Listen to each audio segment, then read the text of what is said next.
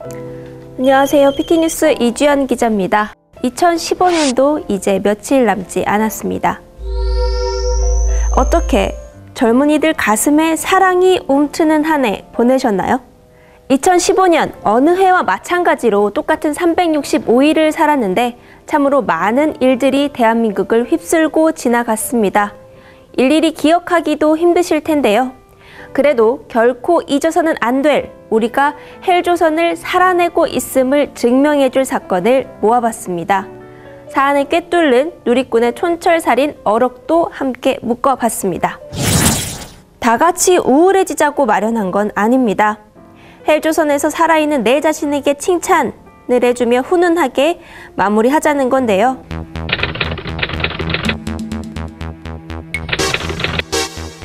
우선 2015년 노동자들이 얼마나 벼랑 끝에 몰려있는지 보여주는 단적인 사건이 있었습니다. 지게차에 노동자가 치였습니다. 그런데도 회사는 119 구급차를 돌려보냈습니다. 회사랑 계약을 맺은 병원으로 옮겨야 한다는 이유로요.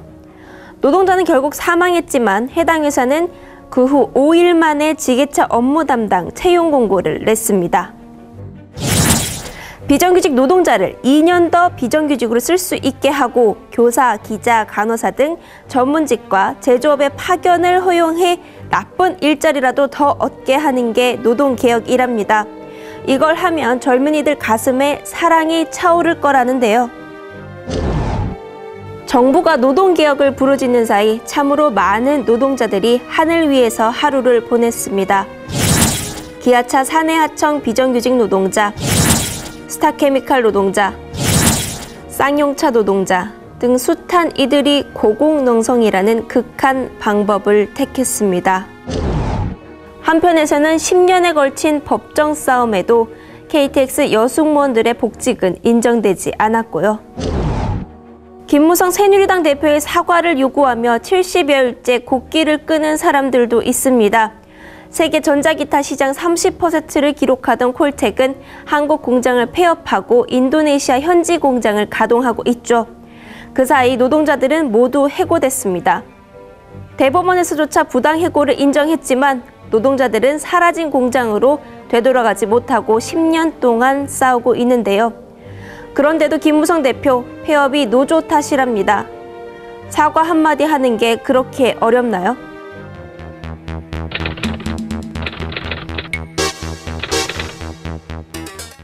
참으로 많은 사람들이 갑질로 부끄러운 구설수에 올랐습니다. 부산의 한 아파트에서는 경비원에게 출근 무난 인사를 시켰다는 주장이 일어 논란을 빚었고요. 광주에서는 술 취한 50대가 70대 경비원의 뺨을 때리기도 했습니다. 경비원 순환시대라고 해도 과언이 아니죠. 백화점 주차 요원의 무릎을 꿇린 50대 여성이 입건됐었죠. 또 8년 전 산 액세서리를 무상으로 수리해달라고 기금속 업체 직원에게 생떼를 쓴 여성도 있었습니다. 제자에게 인분을 먹이고 지속적인 폭행을 한 인분 교수는 징역 12년형이 선고됐고요.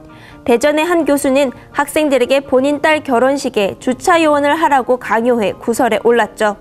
이게 인성교육의 일환이었답니다. 국회의원도 갑질합니다. 노영민 새정치민주연합 의원은 의원실에 카드 단말기를 놓고 시집을 팔았다는 의혹을 받았고요. 같은 당 신기남 의원은 아들이 로스쿨 졸업시험에 낙방하자 직접 교수를 찾아가 논란이 됐습니다. 박대동 새누리당 의원은 비서관으로부터 월급 상납을 받았다는 주장이 제기됐고, 같은 당 김광림 의원은 본회의장에서 버젓이 문자로 친조카 인사청탁을 하는 모습이 언론에 포착되기도 했습니다.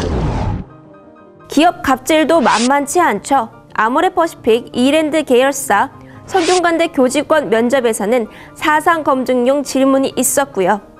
위메프는 입사 지원자에게 정직원 업무를 2주간 시킨 뒤 전원 탈락시켰습니다.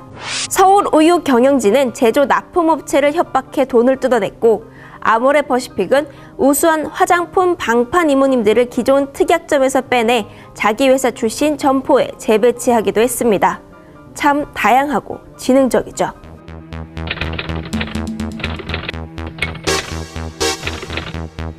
2015년은 또 다른 약자 여성에게 매우 험난한 한 해이기도 했습니다.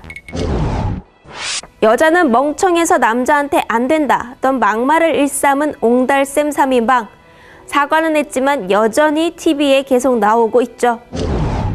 진보 인사의 전 여자친구가 데이트 폭력을 폭로하는가 하면 조선대 의학전문대학원 학생이 자신의 여자친구를 2시간 동안 감금 폭행하고도 솜방망이 처벌을 받아 공분을 샀습니다. 교육부는 6억 원을 들여서 데이트 성폭력의 원인을 데이트 비용에서 찾는 성교육 표준안을 만들기도 했고요.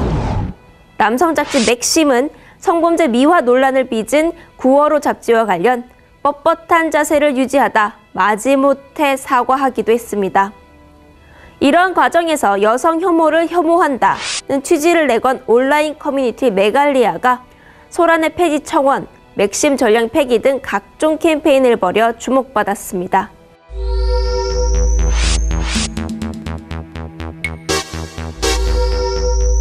댓글 알바 뛰던 국정원은 해킹 프로그램을 사들여 누군가의 휴대폰을 실시간 감청했다죠.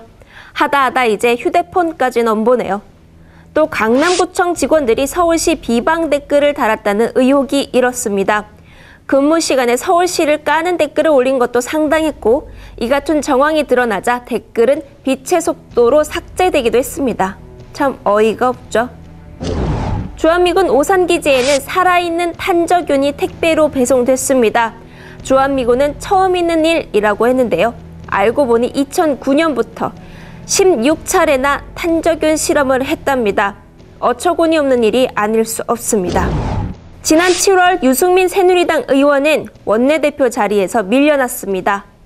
의원들이 뽑은 대표를 대통령이 찍어낸 사건이었습니다. 메르스 첫 환자 발생 후 환자 수가 0명이 되기까지 무려 190일이 걸렸습니다. 이번에도 정부는 컨트롤타워 역할을 못했고 병원이 메르스의 숙주로 작용했죠. 이로 인해 38명이 사망했습니다. 어이없는 일이 연속으로 일어난 버라이어티한 한 해였습니다.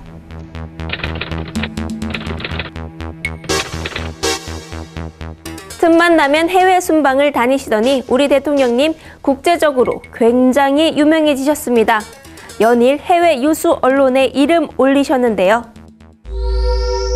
한국 평판을 좌우하는 가장 큰 리스크는 박근혜 정부의 위협적 시도다. 독재자였던 부친의 발자국을 따라간다는 등의 평가가 이어졌습니다. 올 한 해 이런 사건들로 가득하다 보니 2015년 한국에서 가장 많이 언급된 키워드는 세월호, 메르스, 역사교과서 국정화, 국정원, IS, 혐오, 어린이집, 메갈리아, 수저론, 헬조선으로 집계됐습니다. 온통 우울한 소식들 뿐이지만 내가 서 있는 자리를 명확히 알아야 극복도 가능하겠죠. 그래도 여러분이나 저나 이런 나라에서 살아내고 있다는 것 자체가 대단한 일 아닐까 싶습니다. 오늘 PT뉴스 여러분에게, 저에게 박수치며 마치겠습니다. 감사합니다.